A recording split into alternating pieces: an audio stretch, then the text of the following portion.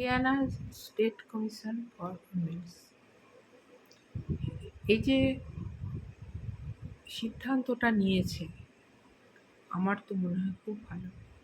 এবং এর যে অধ্যক্ষ রেণু ভাটিয়া, তিনি তো সাংঘাতিক রেগে গেছে।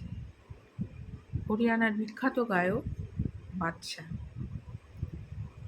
তিনি যে টাটরি গানটি তৈরি করেছে তার লিরিকে দেখা গেছে শর্মা না চাইয়ে ইতনা ঘাটিয়া পান, এরকম মানে লিরিকটা খুবই ভুল বার্তা সমাজে দেবে। এটার বিরুদ্ধে প্রথম যে দাঁড়ায় সবিতা আরিয়া, এবং হরিয়ানার পুলিশ প্রথম বাদশা বিরুদ্ধে এফআইআর করে। এবং সবিতা আরিয়া বলেন যে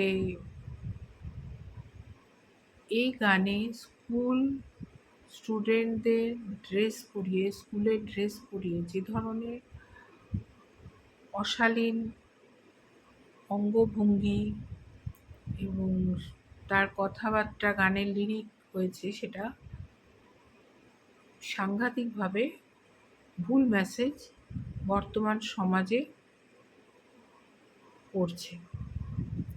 এই জন্য রেণু ভাটিয়া তাকে ডেকে পাঠায় পানিপথে জিজ্ঞাসাবাদ করার জন্য 13ই মার্চ, কিন্তু বাদশাহ তিনি উপস্থিত হন না। সেজন্য রেণু ভাটিয়া সাংঘাতিক উনি রেগে যান এবং সমস্ত তার ভিসা, বিদেশে যাওয়া সমস্ত কিছু বন্ধ করে দেন এবং বলেন যে হরিয়ানা তো কেউ করাবেই না বাদশা খাঁকে দিয়ে কোনো অনুষ্ঠান, সারা ভারতবর্ষে যাতে কোথাও কেউ তাকে দিয়ে কোনো অনুষ্ঠান না করায় এবং যত তাড়াতাড়ি সম্ভব তাকে যেন অ্যারেস্ট করা হয়। তাহলে এই ধরনের গান যেগুলো সমাজে ভুল বার্তা দিচ্ছে, কারণ টিনেজারদের দেখা যায় এই ধরনের গানে সাংঘাতিক একটা, তারা খুব ভালোবাসে এই ধরনের গান শুনতে এবং এই ধরনের গানের মধ্যে তারা সবসময় ইনভলভ হতে ভালোবাসে, তাই এবং সাংঘাতিক জনপ্রিয় এই ধরনের গানগুলো এই সমস্ত অল্প বয়সী ছেলে মেয়েদের মধ্যে, টিনেজারদের মধ্যে। সেই জন্য সমস্ত ব্যান্ড করে দেওয়া হয়েছে। আমার মনে হয় যে সত্যি এগুলো নিয়ে খুব ভালোভাবে ভাবা উচিত।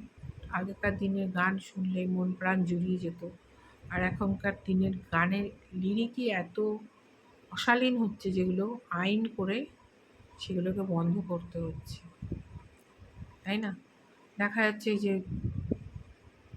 নোরা কি গান গেয়েছে, তার কি একটা কানাড়া বইয়ের লিরিক, সেটাকে হিন্দিতে ট্রান্সলেট করে সেটা এত বাজে তার মিনিং দাঁড়িয়েছে, যেটা সবাই ছিছি করছে, শুনতেই চাইছে না। কারণ সবাই এই ধরনের অশালীন গান যদি বাজে, তাহলে তো শালীনতা আর অশালীনতার কোনো পার্থক্যই থাকবে না। যে যা খুশি করতে পারে, যে যা কিছু বলতে পারে, তাই না? সেই জন্য খুব সজাগভাবে এই ধরনের ভুল বার্তা যারা দেয় গানে বা যে কোনো রকমভাবে সমাজকে কলুষিত করে, তাদেরকে কিন্তু ঠিক পথে চালনা করার জন্য আইন আদালত এখনো ঠিক রয়েছে। এবং তখনই তারা বুঝতে পারে যে তারা যা ইচ্ছা তাই করতে পারে না, তাদের একটা সামাজিক দায়িত্ব রয়েছে।